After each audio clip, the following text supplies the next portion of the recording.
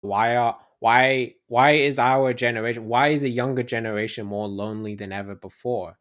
'Cause I would not just say it's the younger generation. I think it's like almost nowadays, it's all generations are now starting to get more and more lonely. And I think the biggest reason is because you go more attached to the technology, which is not the fault of technology. It's just the fault of we don't really know where to go, who to talk to, and especially me living in the United States, there's like no one I could really hang out with. I live in the suburbs. I live in a suburb. That is like one of the worst places you can go to because there are not that many people that you can talk to. If any of you have ever been to a suburb and you kind of wonder where's the communication, where's the livelihood, where's everyone walking around, you hardly see that. Of course, you can go say, well, bio is at certain times of day. It's true. But in cities, you can see a lot more livelihood. Now, of course, you can say, well, that's cities bio, because in cities there are a lot more people. Well, even in tight knit communities, there is at least something going on. There's at least maybe like some community, like at least like some people try to.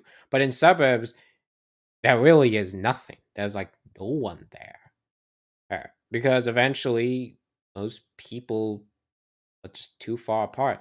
I remember when I used to have a friend. He also used to live in the suburban area where I live. Not that far. He has the same street, but it's not that far. And when we used to like hang out a lot more. But nowadays, we don't do that because now he's gone. Not saying gone as in he's dead. He's just moved out. Because we're both adults at this point. I don't know where he is. Probably in the military.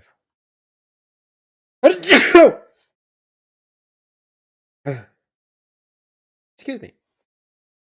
Yeah, I don't know where he is. And where was I trying to get at? Yeah. So basically, we are now more lonely than ever. I know I've always said that like numerous times. I'm basically on repeat. I'm a broken record. Oh, I'm a broken individual. But I say this because we all know for a fact that it's very much true. We're lonely. We don't have a lot of people to talk to. And when we do, we don't know what to say. Because well, of course, that's usually how it always works with strangers. Because, well, they're a stranger. You don't know this person individually. And especially on Amigo, you don't know them. You don't know the right environment, right? You're not in the same environment. I usually would say that talking with a stranger in a classroom is easier because they're in the same environment as you. But on Omegle, or even on any social media, it's very hard to like actually talk to someone because you really don't know what to do. There's no common ground that you can actually look upon. On. This is why like you maybe like in clubs, clubs like D&D clubs or chess clubs or honor societies or even just classrooms or your own work environment, you usually at least have someone to talk to. Sorry about that alien night. I don't play chess. Trying to get at though is people are lonely, and the best place to not feel as lonely is to find a common environment, a common place to talk to. And Omegle is just not that. It's not just Omegle again. It's like any sort of like open type of communication. Like imagine like going. Oh, I would even say Facebook groups. Even Facebook groups. Who's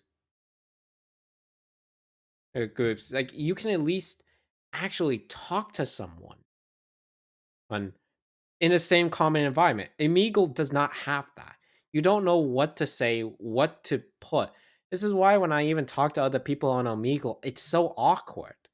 It's awkward because you don't know what to say. What's there to say? You don't have a common ground.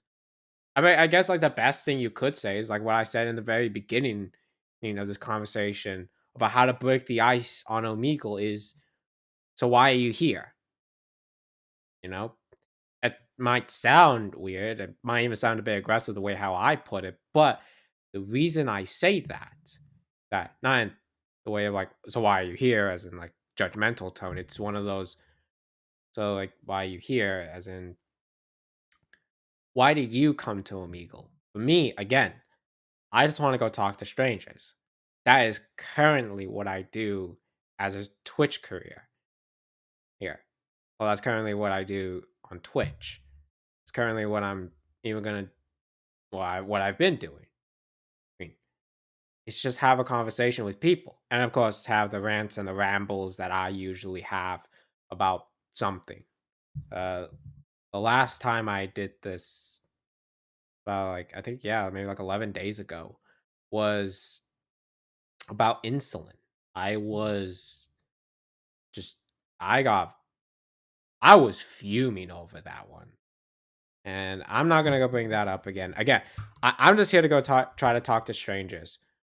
But for anyone that really like would maybe want some very weak advice on how to break the ice in a conversation with someone, like just talk to a stranger, is if you can, try to find a common environment. And I guess like on Omegle or Facebook groups or in clubs in class or in classrooms, is just talk about like, so why are you here? Why did you join? And I think that might be the best way of doing it. That's at least what I think might be the best way of handling a conversation. Just ask, why are you here? Because if you can at least understand why they are there, then maybe you can be able to find a common ground. Some people, in this case, Omegle, is because I'm bored. I don't have anywhere else to go, and I just decided, why not? And that might be the best case. Even for me, it's the same way. I'm also bored. But if I was to just go into a Twitch career, what could I even do? Play video games? Man, I play Warhammer 3 Immortal Empires with the cheats on. Who would even want to watch me play that? It's like nothing happening. I mean, okay, obviously I do put the mods on too, but that's beside the point. The real point is, no one would really want to go watch me play video games, especially when everyone else is doing it. Everyone else is just playing video games, or everyone else is already on just chatting their theme on Twitch. There's not really a lot of things I could do. This is why I also went off of uploading and streaming, because I was trying to think to myself, what could I do to make myself as original as possible for an audience, right? Right. I guess, yeah, that is true. Alien, like, who would want to go watch people talk to strangers? Just and go for like whatever you enjoy. Yeah, that's absolutely true. I did not just have to, when I ever had to go in, and this goes for any content creator too. Don't just jump on the bandwagon of something just because it seems profitable or because it's popular. Do something that you enjoy. It's better to have a niche audience, right? It's better to have a loyal audience, a niche loyal audience, than it is to just jump on the bandwagon of something popular, because that viewership is not going to last forever. You can look that with any content creator. You can always like see those massive hikes and massive drops in viewerships. You could even see that with Twitter drama. Um, I think like one of the biggest ones, and I've even seen this with viewership, is with Moist Critical. Well, when he was talking about the Amaranth situation, that got him like what, several million views. And then if you ever watch his podcast uh, on YouTube, it gets like hundreds of thousands, not millions. Very rarely do they do that. And that is not unheard of. This is why it's best, and I agree with you, Alien, to go for the goggles robot. Well, it's to match the outfit, white lab coat, match the name, a bio student. So, what better way of matching all of it than to wear the goggles and the lab coat, right? Match everything. Go with a character. But anyway, point is, it's best to have a it's best, as at least in my honest opinion, to form an audience that's niche, a niche loyal audience, than it is to just go with whatever is big. If you go with whatever is big, I said that just a while ago before I lost my train of thought and now trying to get back into it again. What I was trying to talk about. This is why I need to go try to stay on topic. So hard for me. Basically, simple. Stick with what you want to do, with what you want to enjoy. It's better to have something that you enjoy and have an audience that's loyal to you rather than just an audience because you want an audience. Like you just want massive numbers. This is another issue with clout chasers. Clout chasers are one of the worst people imaginable. And if those who don't know what clout chaser is, it's basically someone who does something not in like fun way ridiculous, just pure ridiculousness in order to get a reaction. There are like if you have ever been on any social media, you know what I'm talking about. Like when they might say something incredibly controversial or just something so ridiculous in a way, or they do something incredibly ridiculous in order to get a controversy around them. Yeah. Like let's say someone beats up their pet and then they try to justify it and they just keep doing it because they know that at the end of the day they see like a massive uptick in viewership, and then they like talk about other stuff of all again to keep a reaction going. And the reason why these cloud chasers do it is because again they only see numbers, they see viewers as important. But the problem with this is that again it's not a niche loyal audience. There are maybe a few that would be niche and loyal, but that initial spark that happened, it's gonna have a massive drop. And what makes it worse with clout chasers is that they jump onto another thing to try to get as much people as possible. It just never ends.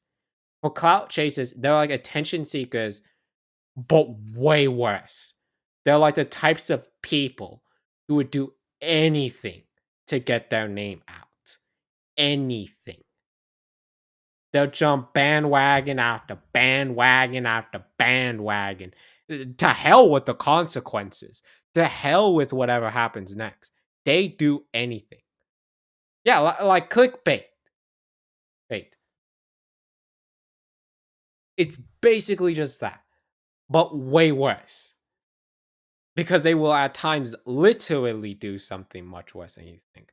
Because at least with maybe clickbait, they might go with like a ridiculous title or a thumbnail. But with clout chasers, they might do something incredibly ridiculous. School shooters. I would even say that one too. The school shooters. It's not that much of clout chasers, but for them, a lot of them, it's about getting that attention.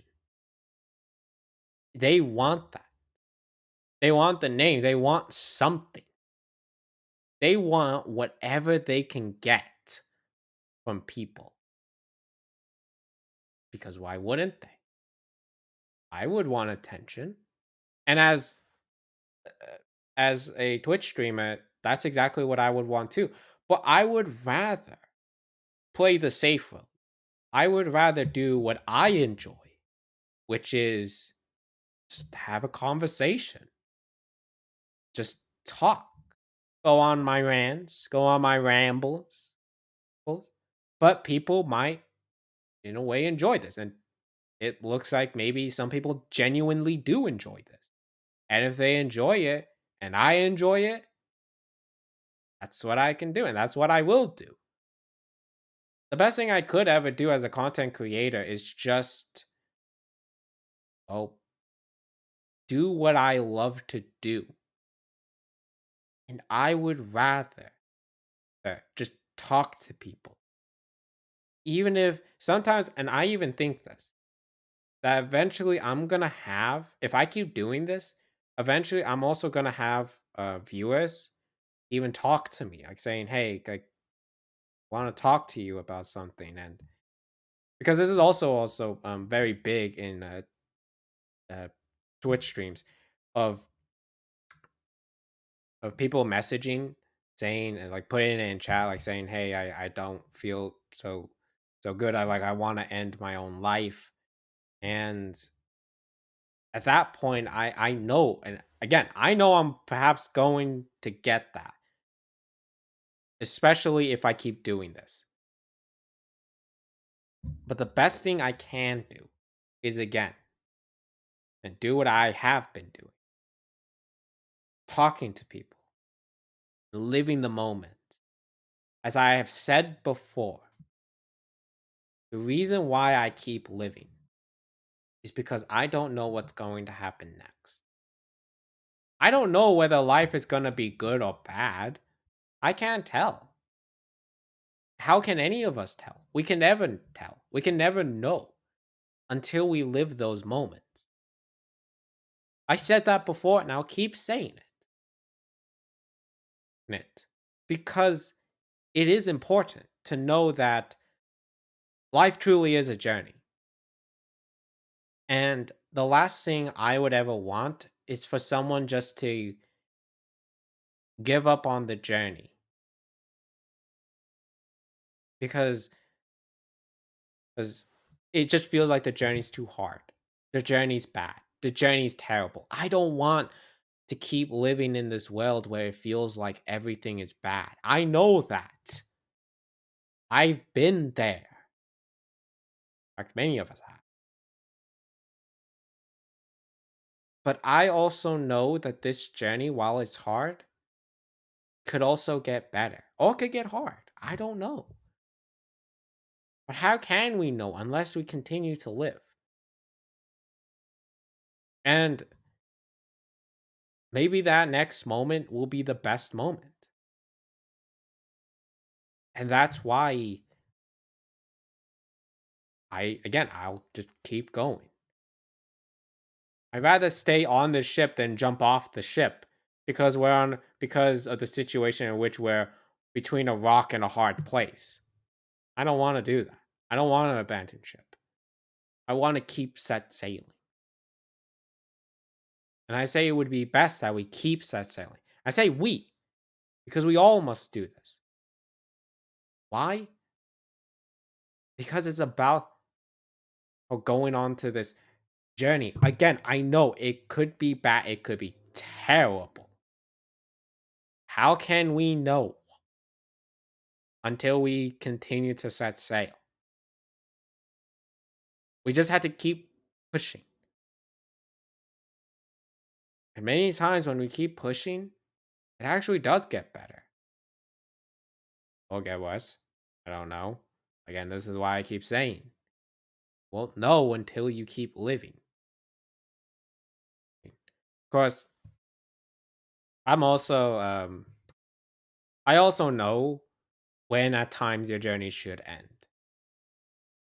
And that's typically when you know. You typically, when you can be able to rationally think that, look, I can't keep living. I'm already in extreme pain and suffering. I've been through this medication for several weeks. And it's not gotten any better. And you perhaps maybe know exactly what I'm talking about when you have some people with extreme versions of debilitating cancer. I oh god. I This conversation only started off with like a simple of how to break the ice on Omegle to now like cancer. Jesus Christ. And I don't want to bring this up. I genuinely don't because I don't want to bring like a genuine mood down. But I also have to be you know, I guess I could say a realist. But it's not just about being a realist. I want to be there for you. As in I genuinely know. Because the last thing I would ever want is to be like a toxic positive individual. I want people well to know that I know that pain. I know that suffering. I know things are bad. And that the last thing I would want you to do is to continue to suffer. But that's again why I do this. I want to do this because I want to bring joy. I want to bring a sense as though, like, look, there are genuine people out there just like me that definitely always need help.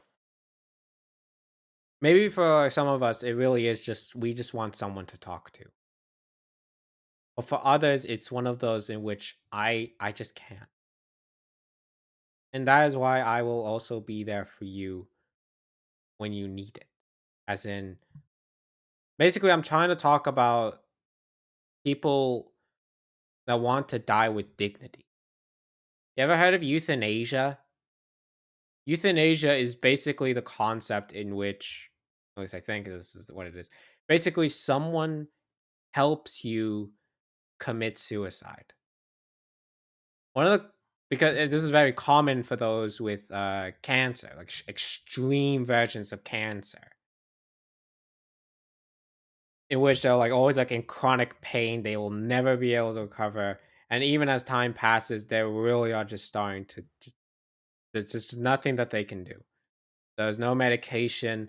They're already in extreme pain, or many times, many people just simply can't afford it, and so they feel as though the best course of action is to at least die with some dignity rather than die in pain. And I would say for those people is that I genuinely understand, and I would help see you out with that. There's a prescription, what we can do. Obviously, in order to even get a death by dignity, at least, or at least even like physician assisted suicide, is that you have to get two physicians to sign off on it. And the reason why it's requiring two is because it's not just of like your physician, it's also of another physician genuinely looking like, yeah, yeah, there's no way this person's going to make it. This is bad. There's extreme amounts of this person's perhaps not even going to be able to walk out. They even tried to, end up collapsing. Best thing we can do, let them out with dignity. Anyway, God, I really don't know how to conclude this. Really, I genuinely don't. Other than I guess, if you can continue on to live your life, keep going, keep trying. I know life is hard. Hear this out and know that it can get better, it can get worse, but you'll never know until you live those moments. And for those that genuinely can't continue in like debilitating pain, it's so hard for you to like function in society. And all I can genuinely say is, and I can only hope that your journey was a journey that you enjoyed. To look back upon those moments, those very, very hard moments in life, and those great moments in life, look upon that all with a smile. Those hard moments because you made it past those moments and those happy moments because you lived through it. You lived to see those moments. I don't want that for anyone really. I don't want people in a way to face that. But I also know it's like I will. We all will. We will have to face these moments. We have to face these time. We have to face this.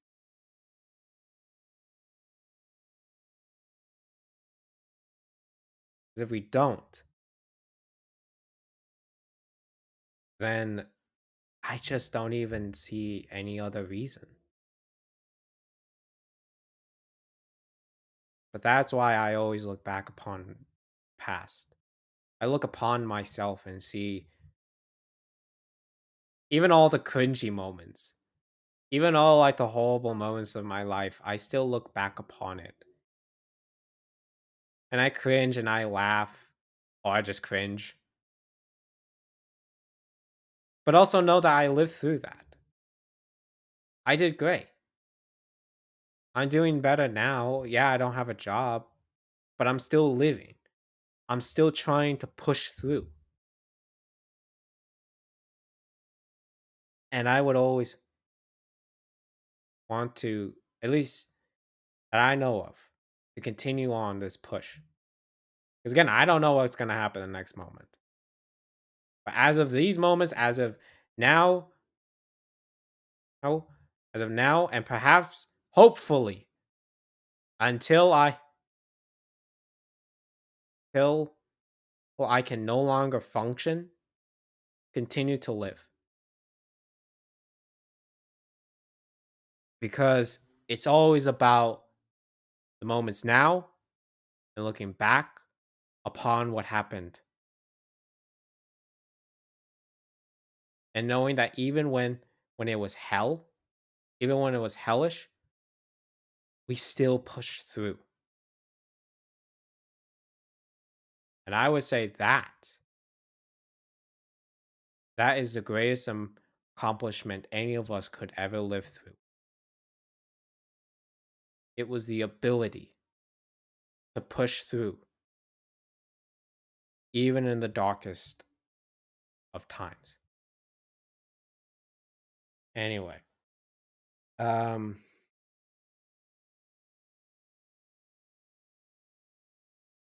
and I'm fine, alien. As in terms of me ever writing about this, I actually have tried to go into creative writing, but as it's not easy.